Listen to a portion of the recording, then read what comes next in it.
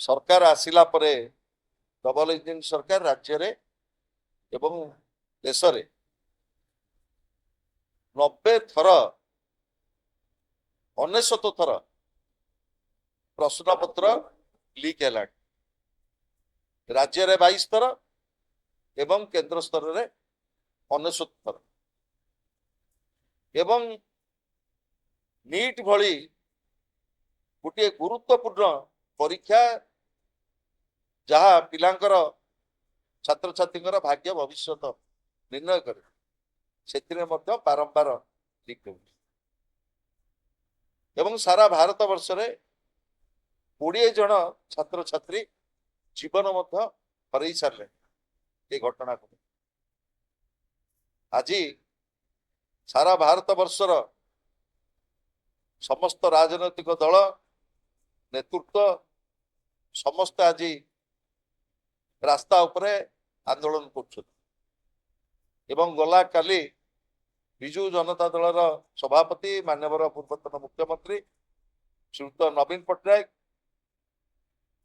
7 दिन धरी लगातार भाव में विजु जनता दल आभिमुख्य को अत्यंत स्पष्ट भाव में गणमाध्यम रखिंट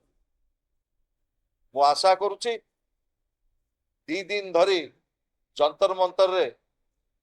जो भली भाव में छात्र संहार चली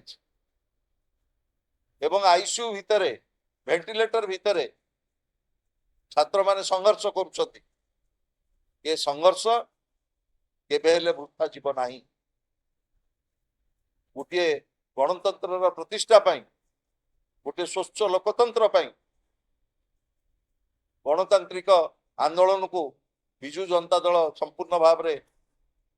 आमे दृढ़ भाव में छिड़ा हबु एवं आमर सभापति श्रीयुत नवीन पट्टनायक जो आभिमुख्य रखिंट गणमाध्यम ताकू तृणमूल स्तर में राज्यर राजरास्ता ये आंदोलन आपण मैंने देखुवे चली आग को आहरी दुर्बार आंदोलन तैयारी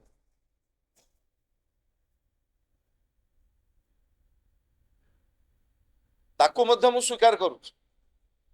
एवं सेतबेले बालेश्वर आरक्षी अधीक्षक जाइकिरी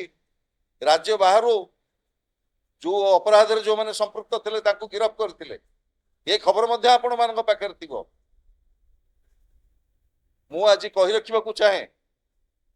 सरकार गोटे प्रभावन प्रक्रिया आज किए सरकार अच्छी काली किए सरकार अच्छी किंतु आपको उत्तरदायित्व